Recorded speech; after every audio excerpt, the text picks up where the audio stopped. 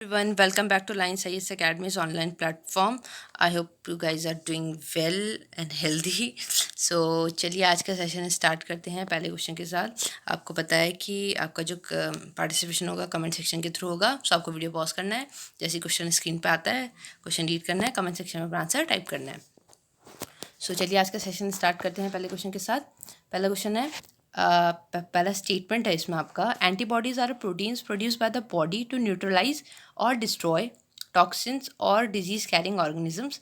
दूसरा है, immunisation produces antigen और weakened pathogen to a person in such a way that individual doesn't become sick but still produces antibodies. So आपके options हैं A only, B only, both या none. Correct statement आपको यहाँ पे बताना है। So video को पॉज करें, अपना आंसर कमेंट सेक्शन में टाइप करें। सो इसका आंसर होगा आपका बोथ, फिर इन दोनों स्टेटमेंट सही है। एक एक करके डिस्कस करते हैं। तो पहला स्टेटमेंट बोलता है कि एंटीबॉडीज़ वो प्रोटीन होते हैं जो बॉडी प्रोड्यूस करती है ताकि वो जो भी आपका डिजीज कैरिंग ऑर्गेनिज्म है उसे न्यूट्रलाइज करिए, उसे डिस्ट्रॉय कर दे, उसके टॉक्सिन्स को डिस्ट्रॉय कर दे। ठीक है, बिल्कुल ठीक है। एंटीबॉडीज़ बॉडी ही प्रोड्यूस करती है। दो चीज़ें होती हैं, एंटीजन और एंटीबॉडीज़। एंटीबॉडीज़ होती हैं बॉडी प्रोड्यूस करती हैं। दूसरा, इम्यूनाइजेशन में होता यह है कि आपका एंटीजन्स जो हैं वो इंट्रोड्यूस करे जाते हैं बॉडी में ताकि जो इंडिविजुअल है ना तो बीमार हो लेकिन उसकी बॉडी फिर भी एंटीबॉडीज़ प्रोड्यूस करे। तो दोनों स्टेटमेंट बिल्कुल सही हैं। अब इसका दोबारा से आपको यहाँ पे देख सकते हैं कि जो एंटीबॉडीज़ होते हैं वो डिजीज स्पेसिफिक होते हैं, बिल्कुल सही है। मतलब अगर आपका मिजल्स के एंटीबॉडीज़ है तो मिजल्स के लिए ही काम करेगी, वो किसी और डिजीज़ के लिए बॉडी एंटीबॉडीज़ वो प्रोड्यूस नहीं कर सकती है। वाली एंटीबॉडीज जो प्रोड्यूस हैं वो और डिजीज़ के लिए हेल्पफुल नहीं होंगी। दूसरा, इम्यूनाइजेशन में आपका होता यही है कि इम्यून किया जाता है या फिर उस इन्फेक्शियस डिजीज से रिलेटेड पर्सन को इम्यून करा जाता है। ठीक, यहाँ पे बॉडी जो होती है वो कॉपी सेव कर लेती है उस एंटीबॉडी की और उसे पता चल जाता है कि अगर कोई थ्रेट होगा इसी तरीके का फ्यूचर में तो किस तरीके से एंटीबॉडी को प्रोड्यूस करना है। ठीक, इम्यूनिटी जो होता है डिजीज़ में अचीव करा जाता है presence of antibody so the person in the system. ये आपको एक बार इसको पॉज करके पढ़ लीजिएगा, ये स्टैटिक क्वेश्चन इंपॉर्टेंट हो जाता है लेकिन आपको एक कनेक्ट करने में हेल्प होगा। सो इसके साथ ही हम अपने इसमें क्वेश्चन में इसे एंटीबॉडी और एंटीजन का जो कॉन्सेप्ट है इसे हम एक बहुत ही बेसिक एग्जांपल से समझ लेते हैं। आपको थोड़ा सा इजी हो जाएगा फटाफट से। मान लीजिए ये एक डॉग है, मान के दिख ही रहा है। For example this is my friends dog. ठीक है, ये मेरे दोस्त का कुत्ता है। ठीक है, और ये मैं हूँ ए। ठीक, अब क्या होगा कि आप इसे समझते भी चलिए, फिर मैं इसको बताऊँगी रिलेट कैसे करता है। मान लीजिए फॉर एग्जांपल मैं अपने दोस्त, ऑब्वियसली मेरा दोस्त है तो मैं उसके घर जाऊँगी। तो मैं उसके घर गई पहले दिन। ठीक है, पहले दिन जब मैं उसके घर गई तो उसका जो कुत्ता था, मतलब उसका जो डॉग था, वो उसने मेरी तरफ बहुत अग्रेसिव बिहेवियर दिखाया। ठीक, ऑब्वियसली तो दिखाई गई। तो जब मैं, क्योंकि मैं एलियन एलिमेंट हूँ यहाँ पे, तो जब मैं पहली बार उसके घर गई तो डॉग मुझे जानता नहीं था, तो उसने पूरी तरीके से अपना जितना भी अपने स्किल्स से वो दिखाए। मे बी अगर वो खुला हो तो उसने मुझे काट भी दिया रहा होगा। तो इस तरीके से क्या होगा कि पहले दिन उसने इस तरीके से बिहेव करा, वो बहुत अग्रेसिवली बिहेव करेगा। ठीक, फिर जब मैं दूसरे दिन गई तो वो पहले दिन के कंपैरिजन में थोड़ा कम अग्रेसिव बिहेव करेगा। ठीक है, तो यहाँ पे इस तरीके से हो जाएगा। मान लो अगर मैं पहले दिन गई, उसके बाद मैं सीधे फिर 1 साल बाद या फिर 3-4 साल बाद अपने दोस्त के घर गई, तो उस डॉग का बिहेवियर जो होगा वो उसी तरीके का होगा मेरे टुवर्ड्स मी। ठीक, वो उसी तरीके से अग्रेसिव बिहेव करेगा क्योंकि उसे यही पता है कि एक एलियन एलिमेंट है और ये जब ये एलियन एलिमेंट्स के साथ किस तरीके से बिहेव करना जाता है। ठीक, तो अब यहाँ पे ये आप समझिए, अब इसको वापस से रिलेट करिए। मान लीजिए जो घर है, ठीक है, जो घर है, ऑब्वियसली ये घर तो नहीं लग रहा है बट चलिए मान लीजिए ये घर है, एच फॉर होम। ठीक है, तो ये घर जो होगा ये इसे हम अपनी बॉडी समझ लेते हैं।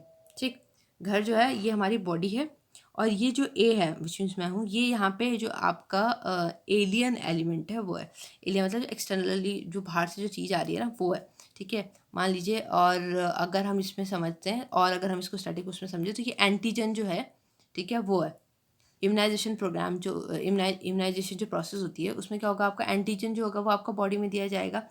आप मान लीजिए कि जो ये डॉग है जिस घर में रहता है वो हमारी बॉडी है। ठीक है, और ये जो ए है ये आपका वो एंटीजन है जो आपका इम्यूनाइजेशन के थ्रू बॉडी में एंटर कर रहा है। ठीक, तो और ये जो डॉग है ये क्या होगा, ये जो बॉडी जो रिटेलिएट बॉडी जो रिएक्शन प्रोड्यूस करेगी ना वो आपका ये डॉग है। विच मीन्स आपकी एंटीबॉडीज़ क्या है, ये डॉग है। तो ये किस तरीके से रिएक्ट कर रहा है, तो जब पहली बार आपका जो एंटीजन है बॉडी में गया, ठीक है, तो डॉग ने क्या किया, वायलेंटली रिएक्ट किया, उसने आपको भौंका, है ना, इस तरीके से। और अगर इसको बॉडी के रिस्पेक्ट में समझे तो फॉर एग्जांपल जब हमने कोविड-19 की वैक्सीन दी थी, तो क्या हुआ था कि पहली बार में हमारी बॉडी ने रिएक्ट किया था, फीवर आया कईयों को, ना बॉडी पेन हुआ, सो ऑन इस तरीके से। तो ये एंटीबॉडी जो प्रोड्यूस हुई बॉडी में, ये आपका उस तरीके से आपका रिएक्ट होगा। सो इसी तरीके से अब अगर क्या होगा, अब डॉग को पता है कि अगर मैं आती हूँ, ठीक है, मैं अगर घर में आती हूँ तो किस तरीके से रिएक्ट करना है। तो एग्जैक्टली सेम उसमें क्या होगा कि बॉडी को भी पता होगा कि अगर ये जो एलिमेंट है अगर ये बॉडी में वापस आएगा तो मुझे कैसे रिएक्ट करना है। तो फॉर एग्जांपल अगर कई सालों बाद वो उस डिजीज़ का जो एक्चुअल वायरस है, क्योंकि जब इम्यूनाइजेशन के थ्रू गया तो उसमें तो वीक होता है, बिल्कुल डेड फॉर्म में होता है, जिससे इंसान बीमार ना हो, ठीक है। लेकिन जब मानो कभी इन फ्यूचर वो वायरस एक्चुअल फॉर्म में बॉडी में एंटर करेगा तो बॉडी को पता होगा कि इस तरीके से रिएक्ट करना है, ठीक। तो ये आपका इस तरीके से एंटीजन और एंटीबॉडी आपका परफॉर्म करते हैं। जो डॉग है वो आपका एंटीबॉडी है, जो बॉडी आपका है रिएक्ट कर रही है विद रिस्पेक्ट टू जो external agent, external alien element जो आपकी बॉडी में आ रहा है, एंटीजन जो डाला जा रहा है, ठीक है, ताकि इन फ्यूचर आप उस डिजीज़ से रेसिस्टेंट हो जाएं, ठीक। आई गेस आपको तो समझ आ गया होगा। पर यहाँ पे एक चीज़ आ जाती है फिर कि फॉर एग्जांपल जैसे कई लोग जो है काफ़ी ड्रग्स का यूज़ करते हैं, ड्रग्स इन द सेंस आपकी दवाइयों का यूज़ करते हैं, स्टीरॉइड्स होते हैं। सो उसमें क्या होगा कि इसको अगर इस सेंस में समझे तो अगर मैं अपने दोस्त के घर रोज़ जाऊँगी, ठीक है, पहली कंडीशन में तो मैं फिर कई साल बाद गई, तो दूसरी कंडीशन में क्या है कि मानो मैं अपने दोस्त के घर रोज़ गई, तो अब क्या होगा कि जो डॉग है वो हैबिचुअल हो जाएगा मेरा, और वो एक टाइम आएगा वो मेरे पे भौंकना बंद कर देगा। तो ऐसे ही होता है कि अगर मानो हम ड्रग्स को रोज़ कंज्यूम करते रहें तो एक टाइम होगा कि बॉडी हैबिचुअल हो जाएगी, बॉडी एंटीबॉडीज़ रिलीज़ करना कम कर देती है, बहुत वीक कर देती है, ठीक है। ये वही कंडीशन होती है एंटी माइक्रोबियल रेजिस्टेंस, जिसे हम भी कहा जाता है, जब बॉडी आपका रिएक्ट करना कम कर देती है। सो ये आपका इंपॉर्टेंट हो जाता है ये कॉन्सेप्ट। आई होप आपको थोड़ा समझ आया होगा। नेक्स्ट क्वेश्चन की तरफ बढ़ते हैं। Which among of the following is slash are correct? Bodos are the single largest tribal community in Nagaland, making up 5 to 6% of state's population. First Bodo Accord led to the creation of Bodoland Autonomous Council with limited political powers. आपके options है A only, B only, both या none. सो देखते हैं इसका answer क्या होगा। इसका answer होगा आपका बी ओनली, विच मीन्स पहला स्टेटमेंट गलत है। गलत इसलिए है क्योंकि यहाँ पे नागालैंड नहीं होगा, ठीक है, असम में होते हैं ये। सो आपका न्यूज़ का पार्ट था क्योंकि असम गवर्नमेंट ने कुछ अनाउंसमेंट किए इनसे रिलेटेड, तो आपका फिर आपका स्टैटिक क्वेश्चन इंपॉर्टेंट हो जाता है। अब आप बोडोज के बारे में अगर हम बात करें तो ये आपकी एक नोटिफाइड शेड्यूल ट्राइब है आपके असम की, ठीक। जो पहला डिमांड आपका बोडो स्टेट से रिलेटेड उठी थी वो आपकी 1967 से 68 में उठी थी। फिर आपका एक असम अकॉर्ड होता है 1985 में, आपने सुना होगा, ओके। और फिर इन 1987 फिर उन्होंने जो ABSU, मतलब यहाँ पे बोडो स्टूडेंट यूनियन की बात करी गई है, तो इन लोगों ने फिर कुछ बात उठाई बोडो स्टेटहुड से रिलेटेड। फिर आपका पहला बोडो अकॉर्ड होता है 1993 में, जिसमें आपका बोडोलैंड ऑटोनोमस काउंसिल बनता है, उसको कुछ लिमिटेड पॉलिटिकल पावर्स दी जाती हैं, और ये जो आपका बोडोलैंड काउंसिल है ये आपका 6 शेड्यूल के अंदर इस्टेब्लिश होता है। यहाँ पे आप इसे देख सकते हैं कि कौन कौन से एरियाज़ हैं। यहाँ पे आपका बोडोलैंड टेरिटोरियल ऑटोनोमस डिस्ट्रिक्ट आपके स्ट्रेच होते हैं। सो आपका कोकाचर हो गया, चिरांग हो गया, बक्सा हो गया, उदलगुरी हो गया, ठीक। सो देख लीजिए इसको एक बार पॉज करके, और मैप में भी अपनी एटलस में भी देख सकते हैं। Next question, Bongo Sagar is a bilateral naval exercise between India and, तो India and Nepal, Indian Maldives, Indian Bangladesh, none of the above. So इसका आंसर होगा आपका सी, विच मीन्स आपका इंडिया नेपाल के बीच, इंडिया और बांग्लादेश के बीच में होने वाली एक्सरसाइज है। सो संप्रीति और IBN कॉर्पोरेट तो हमें पता था। सो बोंगो सागर आपका नेवल एक्सरसाइज होती है, 2019 में आपकी हुई थी लेटेस्ट जो। सो नेक्स्ट क्वेश्चन की तरफ बढ़ते हैं। मालधारी ज़्यादा ट्राइबल हर्ट्समैन कम्युनिटी इन कहाँ की कम्युनिटीज़ हैं? Maharashtra, Gujarat, Orissa, none of the above. देखते हैं इसका आंसर क्या होगा। इसका आंसर होगा आपका बी, विच मीन्स गुजरात की ट्राइबल कम्युनिटी है ये, ठीक। बाकी इसकी कुछ डिटेल्स आप इसके ऊपर पढ़ सकते हैं। नेशनल ग्रीन ट्राइब्यूनल ने कुछ इनसे रिलेटेड आपकी न्यूज़ का पार्ट था, इसीलिए आपका न्यूज़ का पार्ट क्वेश्चन में आ जाता है। अब आपको यहाँ पे एक्स्ट्रा क्वेश्चन में ये चीज़ भी बतानी है कि नेशनल ग्रीन ट्राइब्यूनल से रिलेटेड जो आपको बेसिक इन्फॉर्मेशन है वो आपको यहाँ पे बतानी है। फॉर एग्जाम्पल कब बना था, कौन किस तरीके की बॉडी है, कौन इसको हेड करता है, एंड सो ऑन, ठीक। नेक्स्ट क्वेश्चन की तरफ बढ़ते हैं। Tryst with destiny was a famous address of, पहला ऑप्शन है जवाहरलाल नेहरू, दूसरा है महात्मा गांधी, तीसरा है Subhash Chandra Bose and the last is none of the above. बहुत इजी क्वेश्चन है फिर ये तो, बट लाइक क्योंकि द हिंदू में कटआउट आया था और अभी तो हमें पता होना चाहिए कि लाइक ये बेसिक सी नॉलेज है, आपको एक बार फिर उस पर्सनैलिटी को भी रीड कर लेना चाहिए, इंपॉर्टेंट है। सो ये आंसर आपका ए, बहुत ईजी सा, जवाहरलाल नेहरू। सो क्योंकि आपका जो इंडिपेंडेंस जब हुआ मिला था इंडिया को, तब वहाँ पे उनका जो एड्रेस था उसको इस तरीके ये नाम दिया गया था, ट्राइब्स विद डेस्टिनी। और ये न्यूज़ का वार्ड इसलिए था क्योंकि अभी इनकी डेथ एनिवर्सरी गई थी, इसलिए।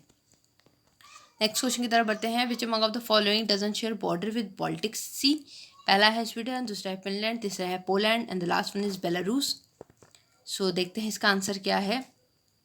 इसका आंसर होगा आपका बेलारूस। अब देखते हैं कैसे। तो ये दिख रहा है आपको बाल्टिक सी, फिनलैंड आपका शेयर कर रहा है, स्वीडन शेयर कर रहा है, पोलैंड शेयर कर रहा है, बेलारूस बहुत अंदर है, कहीं से ना कहीं से शेयर नहीं कर रहा है, ठीक है। तो आपके लिए इंपॉर्टेंट जाता है और कौन कौन सी कंट्रीज़ हैं, एस्टोनिया है, लटाविया है, लिथुआनिया है, ओके। सो ये सब आपकी बॉर्डर शेयर कर रही हैं बाल्टिक सी के साथ। बाल्टिक नेशंस आपके इंपॉर्टेंट हो जाते हैं, ठीक। तो आप यहाँ पे देख सकते हैं और भी कंट्रीज, आप एक बार इसको मैप में अच्छे से रीड करेंगे तो आपको जो बेसिक डिटेल भी होती हैं कई बार ऊपर मैप में पता नहीं चलता है। नेक्स्ट क्वेश्चन की तरफ बढ़ते हैं। So Rukmini Devi Arundale was an Indian theosophist, dancer and choreographer of Indian classical dance form. कौन सी डांस फॉर्म से रिलेट करती हैं? कथक, कुचिपुड़ी, मोहिनीअट्टम, भरतनाट्यम। सो आपका जो आर्ट एंड कल्चर का सिलेबस है उसमें जो इम्पॉर्टेंट पर्सनालिटीज़, फेमस पर्सनालिटीज़ है ना डांस फॉर्म से related, so classical dance forms तो आपका है ही सिलेबस का पार्ट, प्लस जो उससे रिलेटेड पर्सनालिटीज़ है वो भी हमारे इंपॉर्टेंट हो जाता है। और फिर अगर वो करंट अफेयर में हो तो फिर तो पढ़ना तो बिल्कुल ज़रूरी हो जाता है। सो इसका आंसर होगा आपका डी, भरतनाट्यम। सो आपका ये एडिटोरियल आया था कला क्षेत्र से रिलेटेड, सो इसलिए फिर रुक्मणी देवी अरुणडाले इंपॉर्टेंट हो जाती हैं, उन्हीं का एस्टैब्लिश्ड इंस्टीट्यूशन है ये। सो ये एक अकेडमी है, आर्ट एंड कल्चर अकेडमी, 1936 में बनी थी, चेन्नई में इस्टेब्लिश्ड है। और रुक्मिणी देवी अरुणडाले ने बनाई थी अपने हस्बैंड के साथ, और 1994 में इसे इंस्टीट्यूट ऑफ नेशनल इंपॉर्टेंस भी डिक्लेयर कर दिया गया था, इसलिए फिर ये और इम्पोर्टेंट हो जाता है। एक बार आप यहाँ पे इसको पॉज करके पढ़ सकते हैं इसकी डिटेल्स। नेक्स्ट क्वेश्चन की तरफ बढ़ते हैं। MCA21 is an E governance initiative of, पहला है मिनिस्ट्री ऑफ कॉर्पोरेट अफेयर्स, दूसरा है ministry of commerce and industry, तीसरा है मिनिस्ट्री ऑफ इलेक्ट्रॉनिक्स या फिर नन ऑफ द अबव। देखते हैं इसका आंसर क्या होगा। इसका आंसर होगा आपका ए। तो बेसिकली आपका MCA सर्विसेज जो हैं, लाइक कॉर्पोरेट अफेयर्स में जो सर्विसेज है, उससे इसका जो नया आपका ना क्या बोलते हैं उसको, वर्जन्स आए थे ना न्यूज़ में, इसीलिए फिर आपको जो स्टार्टिंग पोर्शन है वो और इम्पोर्टेंट हो जाता है। पहला mission mode e governance project है गवर्नमेंट ऑफ इंडिया का, ठीक। सो नेक्स्ट क्वेश्चन की तरफ बढ़ते हैं। Shahi litchi was a fourth agriculture product to get GI which means geographical indication certification from, कौन से स्टेट से? After Jardalu, mango, Katarni rice and Maghi paan. तो आपको बताना है सिंपल कि शाही लीची कौन से स्टेट से रिलेट करती है। बंगाल, सो बंगाल, राजस्थान, गुजरात, बिहार। सो इसका आंसर होगा आपका डी, बिहार। तो आपका जो शाही इलायची है वो बिहार से रिलेट करती है, और बाकी जो 3 है ये भी आपके बिहार से रिलेट करते हैं। तो बिहार से ये 4th प्रोडक्ट है जिसको GI सर्टिफिकेशन मिला है। सो आपको याद रखना है कि लीची में इंडिया जो है 2nd लार्जेस्ट प्रोड्यूसर है वर्ल्ड में, पहला आपका चाइना है। लास्ट क्वेश्चन की तरफ बढ़ते हैं। Which organization releases the global electric vehicle outlook report? पहला है OECD, दूसरा है इंटरनेशनल एनर्जी एजेंसी, तीसरा है UNDP and the last one is none of the above. तो देखते हैं इसका आंसर क्या होगा। इसका आंसर होगा आपका बी, विच मीन्स आपका इंटरनेशनल एनर्जी एजेंसी से रिलीज करता है, ठीक। So that's it for today. I hope आप लोगों ने अच्छे से कवर किया होगा, अच्छे से अटैम्प्ट करे होंगे, अच्छे से काउंट करिएगा आपने कितना स्कोर किया है। So thank you guys, thank you for watching, thank you for listening. Stay home, stay safe, stay healthy.